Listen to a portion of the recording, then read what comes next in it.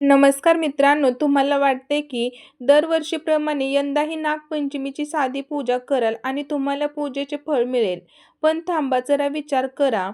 जर मी तुम्हाला सांगितलं की 2026च्या नागपंचमीच्या दिवशी एक असा अदृश्य धोका फिरतोय, जो तुमच्या एका साध्या चुकीमुळे पूजेचे पुण्य तर हिरावून घेईलच, पण घरात जन्मांची अशांतता आणू शकतो.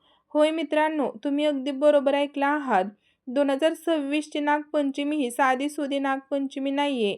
या दिवशी आकाशात ग्रहांची अशी एक दुर्मिळ, विषारी आणि भयंकर युती तयार होते, जी गेल्या अनेक दशकांत कोणीही पाहिली नव्हती. आणि सर्वात मोठं रहस्य म्हणजे या दिवशी नागपंचमीसोबतच श्रावण सोमवार हा महासुयोग सुद्धा आला आहे. मित्रांनो, शिव आणि नागांचा हा एकत्रित दिवस अत्यंत पवित्र आहे, पण तितकाच धोकादायक सुद्धा आहे. या दिवशी असा एक काळ येणार आहे.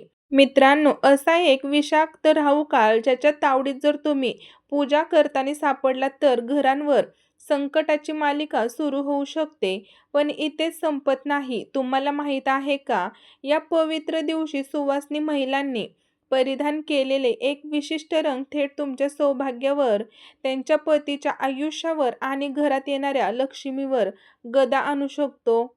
मैत्रिणींनो, असा कोणता भयंकर रंग आहे जो सुवासिनी महिलांनी या दिवशी विसरूनही आणि चुकून सुद्धा स्पर्श करायचा नाही? आणि असा कोणता चमत्कारिक गुप्त रंग आहे जो परिधान करताच तुमच्या नशिबाचे बंद दरवाजे एका क्षणात उघडतील? मित्रांनो, आजचा हा व्हिडिओ सामान्य माहितीचा नाहीये, तर हा आहे नागपंचमी 2026 आणि श्रावण सोमवारच्या गुप्त रहस्यांचा महाउलगडा. मैत्रिणींनो, तुम्ही तुमच्या आयुष्यात अनेक व्हिडिओज पाहिले असतील, पण पुढे काही मिनिटे तुमचे डोळे आणि कान स्क्रीनवर हटून देऊ नका, कारण यात लपले तुमच्या कुटुंबाच्या संरक्षणाचं सर्वात मोठं रहस्य. मैत्रिणींनो, नागपंचमी आणि श्रावण सोमवारचा हा महासुयोग, पहिलं गुप्त रहस्य. चला तर मग सुरू करूया या रहस्यांचा पहिला पदर उलगडायला. मित्रांनो, आपण लहानपणापासूनच पाहत आलोय की नागपंचमीला नागाची पूजा केली जाते, वारुळाला हळदी कुंकू वाहिलं जातं. पण कधी विचार केलाय का की नागच का आणि यंदा सोमवारच का? यामागे दडले एक भयंकर पौराणिक आणि आध्यात्मिक रहस्य.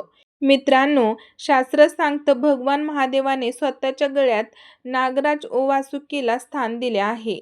नागदेवता हे केवळ एक सरपटणारा प्राणी नाही, तर ते महादेवांचे सर्वात प्रिय अलंकार दूत आहेत. आणि नागपंचमी ही नागाची तिथी आहे. 2026 मध्ये जे घडणार आहे ते अत्यंत दुर्मिळ आहे. या दिवशी नागपंचमी आणि श्रावण सोमवार एकाच दिवशी आलेले आहेत. याचा अर्थ महादेवांचा वार आणि नागांचा सण हा एक अत्यंत शक्तिशाली महासुयोग आहे. मित्रांनो, शास्त्रानुसार जेव्हा सूर्य आणि चंद्राची विशिष्ट नक्षत्रात गाठ पडेल, तेव्हा नागदेवतांची आणि महादेवांची शक्ती 1000 पटीने जागृत होणार आहे. जर या दिवशी तुम्ही नागदेवाला आणि महादेवाला प्रसन्न केलं तर साक्षात शिवशंभूचा आशीर्वाद एका वेळी तुमच्या घरावर वर्षाव करेल. तुमची कोणतीही अशक्य इच्छा पूर्ण होऊ शकते. पण मैत्रिणींनो, जर तुम्ही ती एक चूक केली तर हा महासुयोगाच्या दिवशी शक्ती जेवढी जास्ती तेवढा धोकाही मोठा असतो. चला तर जाणून घेऊया या महादिवसाच्या सर्वात अचूक वेळेबद्दल आणि गुप्त मुहूर्ताबद्दल. मित्रांनो, लक्ष देऊन ऐका. कोणत्याही पूजेला फळ तेव्हाच मिळतं जेव्हा ती काळ आणि वेळेच्या चौकटीत बसते. विशेषतः श्रावण सोमवार आणि नागपंचमीच्या दिवशी वेळेला अत्यंत महत्त्व आहे. जर तुम्ही भलत्याच वेळेला दिवा लावला तर त्या दिव्याचा प्रकाश देवाला नाही तर वाईट शक्तींना आकर्षित करतो. म्हणूनच मित्रांनो, 2026च्या नागपंचमीचा आणि श्रावण सोमवारचा पूजा मुहूर्त अत्यंत काळजीपूर्वक नोंदवून ठेवा. यावर्षी या महासुयोगाच्या दिवशी पूजेचा सर्वात सात्विक, पवित्र आणि अलौकिक काळ म्हणजे सकाळी ठीक 5:45 ते 8:15 पर्यंत. होय मित्रांनो, ही 2.5 तासांची वेळ शिवनाग काळ म्हणून ओळखली जाईल, जेव्हा ब्रह्मांडातून सात्विक ऊर्जेचा सर्वात मोठा प्रवाह पृथ्वीवर येतो. जर तुम्ही या वेळात महादेवांची आणि नागदेवतांची पूजा केली तर तुमच्या घरातील आजारपण, वास्तुदोष, पितृदोष आणि कलह कायमचे नष्ट होतील. पण मित्रांनो, जर तुम्हाला सकाळी वेळ मिळाला नाही तर शास्त्र सांगतं जर सकाळी वेळ चुकला तर श्रावण सोमवार असल्यामुळे प्रदोष काळ किंवा दुपारचा एक छोटासा गुप्त काळ तुम्हाला वापरता येईल. तो म्हणजे दुपारी 11:50 ते 1:10 पण आता ऐका, ज्या क्षणाची तुम्ही वाट पाहत होतात तो सर्वात मोठा धोका या 2 मुहूर्तांच्या मध्यभागीच लपून बसलाय. एक असा काळ जो तुमची संपूर्ण पूजा, महादेवांचं व्रत आणि नागपंचमीचं पुण्य निष्फळ करू शकतो. तो काळ कोणता तर पाहूया पुढील भागात. मित्रांनो, राहू काळ, वर्ज्य राहू काळ, शिव नाग पूजेतील सर्वात मोठा धोका. मित्रांनो, सावध व्हा. आता जो प्रकार मी तुम्हाला सांगणार आहे तो ऐकून तुमच्या पायाखालची जमीन सरकेल. ज्योतिषशास्त्रात राहू हा असा ग्रह मानला गेला आहे जो अचानक संकट आणतो, डोक्यावर कर्ज वाढवतो आणि घरात विनाकारण भांडण लावतो. आणि नागपंचमी हा तर नागांचा सण आहे ज्याचा थेट संबंध राहू केतू ग्रहांशी असतो, ज्यातून श्रावण सोमवार महादेवांच्या पूजेत राहूचा हस्तक्षेप अत्यंत अशुभ मानला जातो. मित्रांनो, 2026च्या या महासुयोगाला एक असा काळ येतोय ज्याला शास्त्रात विषाक्त राहू काळ म्हटलं गेलंय. या वर्षी राहू काळाची वेळ असणार आहे दुपारी 3 ते सायंकाळी 4:30 वाजेपर्यंत. या 1.5 तासाच्या काळात जर तुम्ही मित्रांनो काही 4 चुका केल्या तर त्याचे अत्यंत गंभीर परिणाम भोगावे लागू शकतात. पहिली चूक, या काळात नागदेवाला किंवा महादेवाला दुधाचा नैवेद्य दाखवायचा नाही किंवा शिवलिंगावर दूध अभिषेक करू नका. राहू काळात दिलेला नैवेद्य उग्र रूप धारण करतो. मित्रांनो, दुसरी चूक, या वेळेत पूजेचा दिवा लावायचा नाही किंवा पूजेची सांगता आरती करायची नाही. तिसरी चूक, या काळात घरातील कोणत्याही महत्त्वाच्या कामांची सुरुवात किंवा पैशांचे मोठे व्यवहार करू नका. चौथी चूक, श्रावण सोमवार विशेष या काळात महादेवांचे स्तोत्र पठण किंवा जप पूर्णपणे टाळा. असं म्हणतात की मित्रांनो, असं मानलं जातं की राहू काळात केलेल्या पूजेने राहू दोष आणि कालसर्पदोष अधिक तीव्र होतो. त्यामुळे हा वेळ काटेकोरपणे वर्ज्य करा आणि टाळा. पण थांबा, पूजेची वेळ तर कळाली, पण त्या साडीच्या रंगांचं रहस्य काय? चला तर मित्रांनो, आता उघडूया सौभाग्यवती स्त्रियांचा सर्वात मोठा पिटारा. मैत्रिणींनो, सौवासिनी महिलांनो, आता मी जे सांगणार आहे ते प्रत्येक स्त्रीने आपल्या हृदयात कोरावून ठेवावं असं सत्य आहे. नागपंचमी आणि श्रावण सोमवारच्या दिवशी स्त्री जेव्हा पूजेला बसते तेव्हा तिने नेसलेली साडी ही केवळ एक वस्त्र नसते, तर ती ऊर्जेचं कवच असते. श्रावणात रंगांना अत्यंत महत्त्व आहे. चुकीचा रंग तुमच्या शरीरातील आणि घरातील सकारात्मक ऊर्जा शोषून घेते, तर योग्य रंग तुमच्या सौभाग्याला कोणाचाही दृष्ट लागून देत नाही. मित्रांनो, हा रंग म्हणजे साक्षात संकटाला आमंत्रण आहे. अशुभ रंग म्हणजेच काळा रंग. मित्रांनो, लक्षात ठेवा, ब्लॅक रंग जो आहे तर तो नागपंचमीला किंवा श्रावण सोमवार कोणत्याही पवित्र दिवशी काळ्या रंगाची साडी, कुर्ता, ड्रेस किंवा कपडे घालणे पूर्णपणे वर्ज्य मानले आहे. काळा रंग हा नकारात्मकतेचा प्रतीक आहे. या दिवशी मित्रांनो, काळा रंग परिधान केल्यास राहू आणि शनीची वाईट नजर तुमच्या कुटुंबावर पडू शकते. मित्रांनो, पतीच्या प्रगतीत अडथळे येतात. राखाडी किंवा फिक्कट सिमेंट रंग म्हणजेच बघा ग्रे, हा रंग उदासीनतेचे प्रतीक आहे.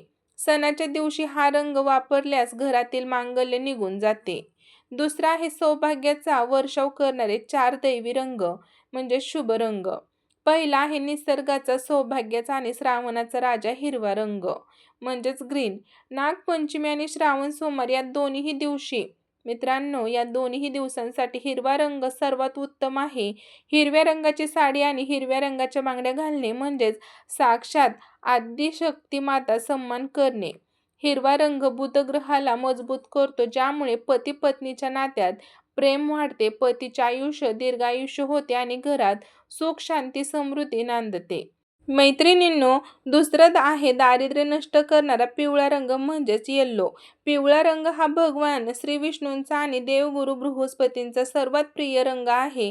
जर तुमच्या घरात पैशांची चणचण असेल तर नागपंचमीला पिवळी साडी नेसून पूजा करा. घरातील दारिद्र्य मुळासकट उखडून फेकले जाईल.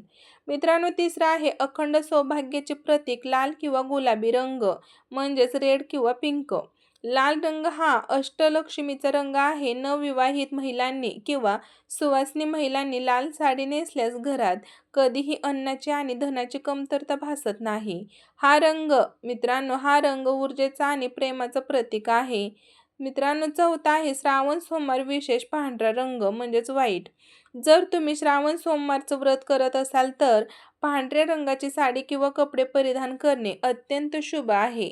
पांढरा रंग हा महादेवाला प्रिय आहे आणि तो मनाला शांती देतो. तुम्ही पांढऱ्या साडीवर हिरवी चोळी घालू शकता. तर बघा मित्रांनो, नागपंचमी आणि श्रावण सोमवारला न करायच्या 4 गुप्त चुका. मित्रांनो, इथेच संपत नाही. जर तुम्हाला नागपंचमी आणि श्रावण सोमवारचा संपूर्ण आशीर्वाद हवा असेल तर या 4 चुका चुकूनही करू नका. पहिला आहे लोखंडी तवा चुलीवर ठेवू नका. नागपंचमीच्या दिवशी घरात तव्यावर भाकरी किंवा पोळी भाजली जात नाही.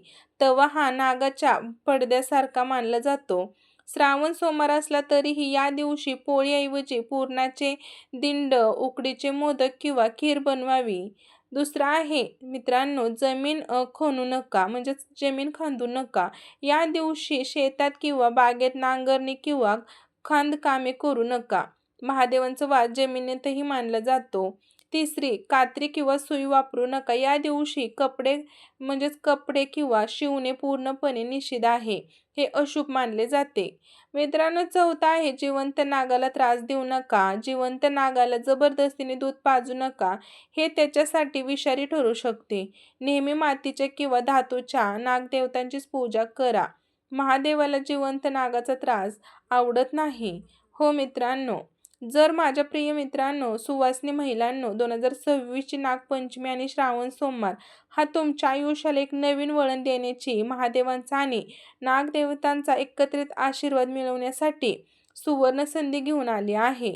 योग्य मुहूर्तावर पूजा करा, राहुकाळ टाळा आणि शुभ रंगाची साडी परिधान करून जेव्हा तुम्ही शिव नागदेवाला शरण जाल, तेव्हा तुमच्या आयुष्यातील सर्व दुःखाचे, कष्टाचे आणि दोषाचे नाग पळून जातील आणि सुखाचा सूर्य उगवेल. तुम्हाला आणि तुमच्या संपूर्ण कुटुंबाला नागपंचमी आणि श्रावण सोमवारच्या खूप खूप शुभेच्छा.